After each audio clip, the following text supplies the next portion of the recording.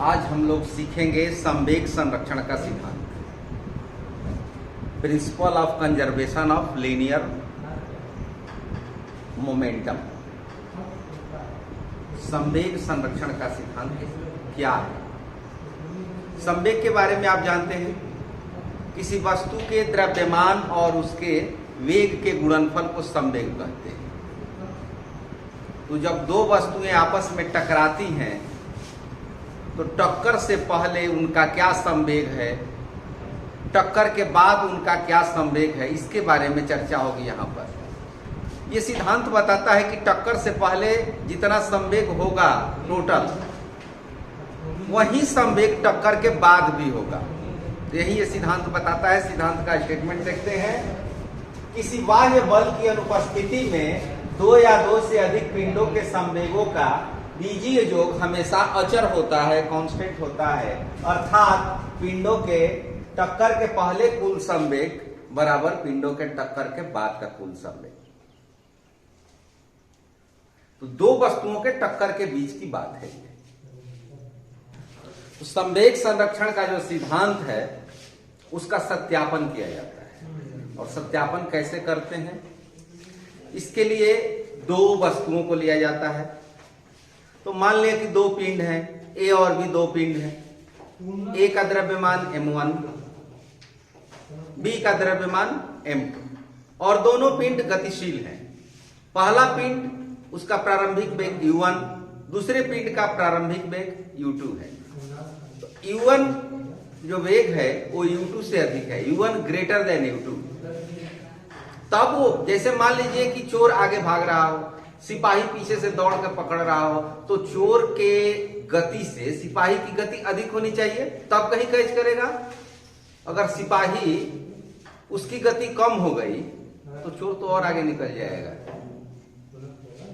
तो उसी तरह से जब कोई पिंड सरल रेखा में गतिशील हो, जैसे कि इस सरल रेखा में गतिशील हो, एक वस्तु यहां पर हो, एक वस्तु यहां पर हो, और दोनों सेम डायरेक्शन में मूवमेंट कर रहे हो, तो इसकी गति उससे अधिक होगी, तब जाके उसको टक्कर मारेगा। जैसे एक साइकिल से चल रहा हो, एक मोटरसाइकिल से चल रहा हो, साइकिल वाला आगे हो, मोटरसाइकिल वाला जाके पीछे से टक्कर मारे, उस तरह की स्थिति। तो जब दो वस्तुओं में टक्कर होती है तभी ये नियम देखा जाता है। तो मान लिया कि ए और बी दो पिंड हैं जिनके द्रव्यमान क्रमशः m1 और m2 हैं। u1 और u2 उनका वेग है, u1 ग्रेटर देन u2, इस वेग से गतिशील है। दोनों पिंडों में अल्प समय t सेकेंड टक्कर भी होती है, तो थोड़ी देर के लिए, कहीं भी टक्कर होती है तो थोड़ी देर के लिए होती है। टक्कर के बाद क्या होता है, स्थिति बदल जाती है। 1 सेकेंड के लिए टक्कर होगी और उसके बाद स्थिति बदल जाती है। तो मान लीजिए कि अल्प समय t सेकेंड के लिए टक्कर होती है। टकराते समय दोनों वस्तुएं एक दूसरे पर बल लगाती हैं। न्यूटन का गति का तीसरा नियम कहता है कि जब दो वस्तुएं अन्योन्य क्रिया करती हैं तो पहली वस्तु दूसरी वस्तु पर और दूसरी वस्तु पहली वस्तु पर परिमाण में बराबर और डायरेक्शन, दिशा में विपरीत बल आरोपित करती हैं। तो टकराते समय, जैसे कि यहां पर देख लें, m1 और m2 ये दोनों ए और बी दो पिंड हैं जिनके द्रव्यमान m1 m2 है, इनके वेग u1 और u2 है। टक्कर से पहले ये स्थिति दर्शाई गई है। टकराते समय t सेकेंड के लिए टक्कर होती है, टकराते समय इनकी स्थिति है। तो ये ए पिंड बी पर बल लगाता है, ए द्वारा F1 बल आरोपित किया जाता है जो कि उस डायरेक्शन में, और बी ए पर बल लगाता है, उसके विपरीत बल लगाता है, मान लिया कि F2 बल लगाता है। तो न्यूटन की गति का तीसरा नियम कहता है कि ये दोनों बल परिमाण में बराबर होंगे। तो F1 बराबर F2 होगा, लेकिन डायरेक्शन में अलग अलग होंगे। तो एक का चिन्ह प्लस और एक का चिन्ह माइनस लिए, F1 is equal to minus F2, एक इक्वेशन मान लिया। और जब टक्कर हो जाएगी तो उनका वेग ऑटोमेटिक चेंज हो जाएगा। तो पहले का वेग u1 से v1 हो गया और दूसरे का वेग u2 से v2 हो गया। तो बल आरोपित होने से पिंड के वेग में परिवर्तन होता है, परिणाम स्वरूप पिंड के संवेग में भी परिवर्तन होता है। जब वेग बदल जाएगा तो संवेग भी बदल जाएगा, क्योंकि संवेग द्रव्यमान गुणा वेग, तो वेग बदल गया तो संवेग भी बदल जाएगा। तो टक्कर के बाद पिंड ए और बी का वेग क्रमशः v1 और v2 हो जाता है। ठीक है, अब क्या करेंगे? अब पिंड ए का प्रारंभिक संवेग कितना है, पिंड बी का प्रारंभिक संवेग कितना है, ये निकालेंगे।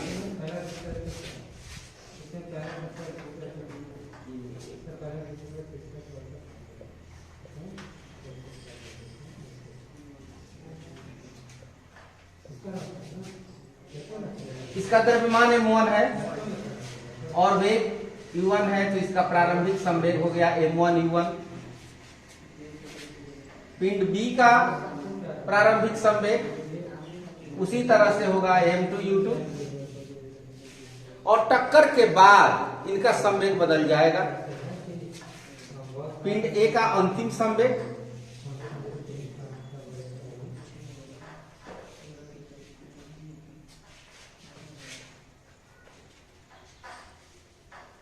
अब यहां देखेंगे, अंतिम संवेग m1 भी यहां v1 होगा,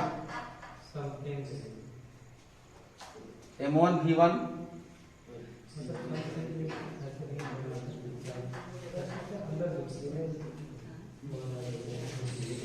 ठीक है इतना। अब एक चीज और बताइए, याद कीजिए, न्यूटन की गति का दूसरा नियम क्या कहता है? तीसरा नियम से तो हमने लिख लिया कि F1 is equal to minus F2। दूसरा नियम क्या कहता है? किसी वस्तु के संवेग में परिवर्तन की दर आरोपित बल के समानुपाती होता है, बराबर होता है। तो संवेग में परिवर्तन कितना होगा? पिंड ए का संवेग कहां से कहां तक आ गया? पिंड ए का संवेग m1 u1 है और उसका संवेग हो गया m1 v1। तो पिंड ए के संवेग में परिवर्तन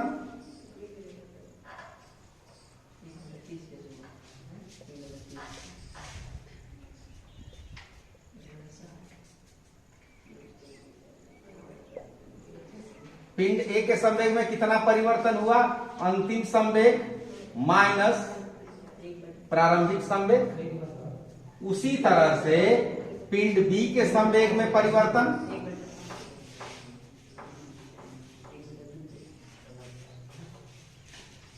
और ये टक्कर कितने देर के लिए होती है? 30 सेकेंड के लिए। तो टाइम से भाग देंगे तो रेट निकल जाएगा, दर निकालना है, संवेग में परिवर्तन की दर।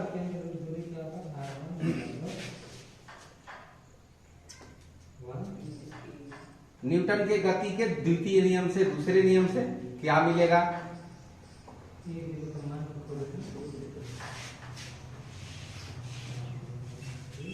F1 is equal to m1 v1 minus m1 u1 by t। संवेग में परिवर्तन और टाइम से भाग दिया तो रेट हो गया, दर हो गया, तथा F2 is equal to m2 v2 minus m2 u2 by t। इसको मान लीजिए 2 नंबर, इसको मान लीजिए 3 नंबर। समीकरण 1 में क्या आया है? समीकरण 1 में आया है F1 is equal to minus F2। ये इक्वेशन नंबर 1 पहले लिखे हैं। तो 1, 2 और 3 को यदि हम मिलाएं, यहां पर हम मान रख दें F1 का और यहां पर रख दें F2 का। समीकरण 1 से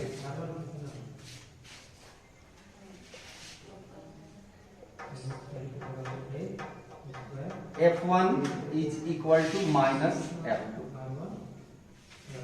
अब ये मान सारे रख करके कैलकुलेशन कर दिए जाएंगे। अब F1 और F2 का मान, ये दोनों मान यहां पर रख दिए जाएंगे और उसके बाद सॉल्व करना है।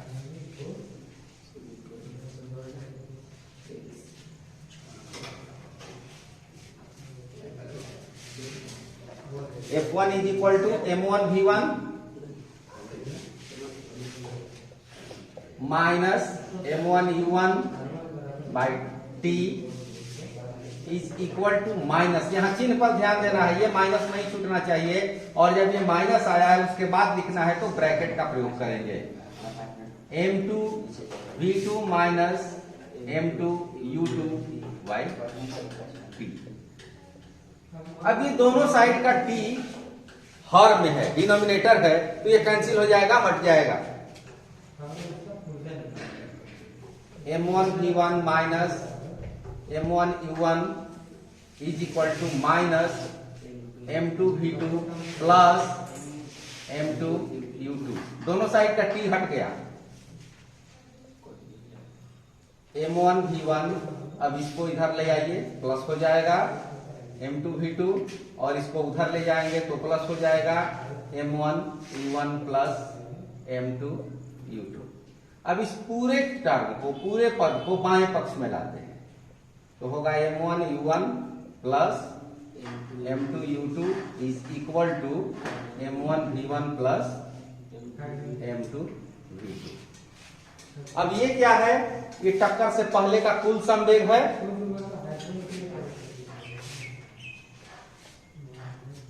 टक्कर से पहले का संवेग इसका है m1u1 और इसका है m2u2। तो इन दोनों को जोड़ेंगे तो क्या होगा? m1u1 प्लस m2u2, इन दोनों का टोटल संवेग, टोटल मोमेंटम।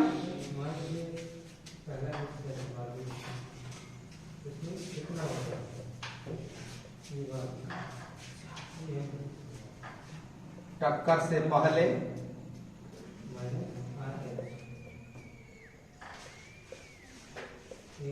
पिंडों का कुल संवेग, और ये m1v1 m2v2 यहां देखें, m1v1 इसका हुआ पहले पिंड का और m2v2 दूसरे पिंड का। यदि इसको जोड़ देंगे तो m1v1 प्लस m2v2, ये हो गया टक्कर के बाद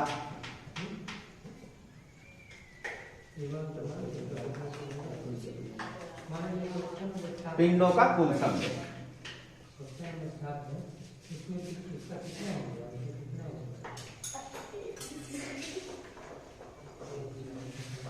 इस प्रकार संवेग संरक्षण के नियम का सत्यापन हो जाता है।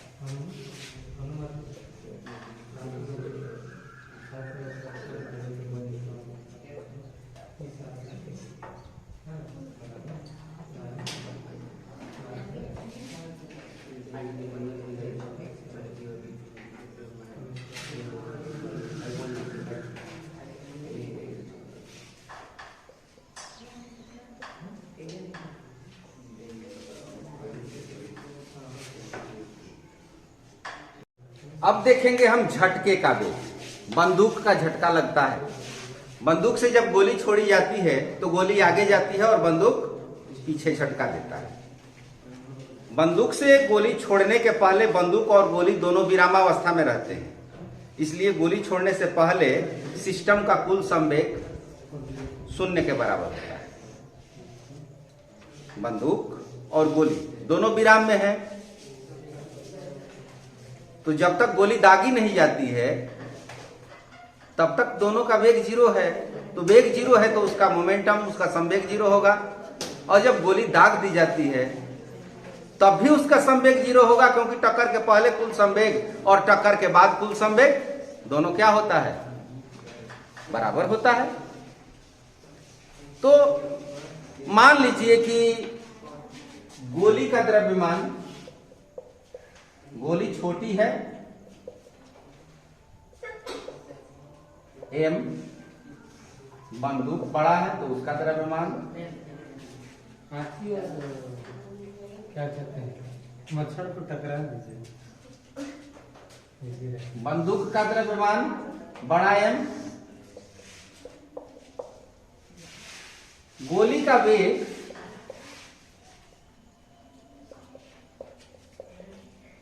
भी। बंदूक से जब गोली दागी जाती है तो बंदूक पीछे की ओर झटका देता है, गोली आगे की ओर जाती है। ऐसा आपने अनुभव किया होगा या सुना होगा। तो गोली छोड़ने से पहले बंदूक और गोली दोनों क्या होते हैं? दोनों विरामावस्था में होते हैं, दोनों का वेग 0 होता है। तो इस प्रकार दोनों का टोटल संवेग क्या होगा? तो 0 होगा। गोली छोड़ने के बाद उनका संवेग टक्कर के पहले का कुल संवेग और टक्कर के बाद का कुल संवेग बराबर होता है, अभी आपने देखा। तो इसलिए गोली छोड़ने से पहले कुल संवेग और गोली छोड़ने के बाद कुल संवेग ये दोनों बराबर होंगे। तो मान लिया कि गोली का द्रव्यमान छोटा m, क्योंकि गोली छोटी होती है, गोली का वेग स्मॉल v छोटा v, और बंदूक का द्रव्यमान बड़ा M और बंदूक का वेग बड़ा है। तो यहां पर झटके का वेग जो होता है वो दोनों के संवेगों का योग का शून्य हो जाता है। जैसे m भी ये हो गया गोली का द्रव्यमान और गोली का वेग, गोली का संवेग, गोली का संवेग प्लस बंदूक का संवेग,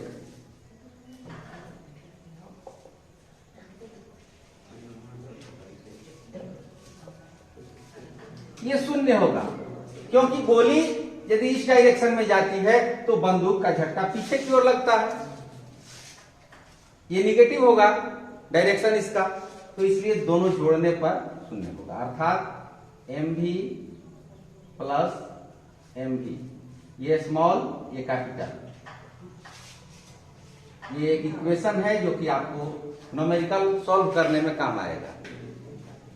यही झटके का वेग निकालते हैं। इन तीनों में यहां पर 4 टर्म दिए हुए हैं, इन चारों में 3 दिया रहेगा, एक निकालना है, ये निगेटिव होगा, बंदूक का जो वेग होगा वो माइनस में होगा क्योंकि वो पीछे की ओर झटका देता है। तो इस प्रकार संवेग संरक्षण के सिद्धांत पर ही आधारित है और ऐसे प्रश्न आपको आगे मिलेंगे।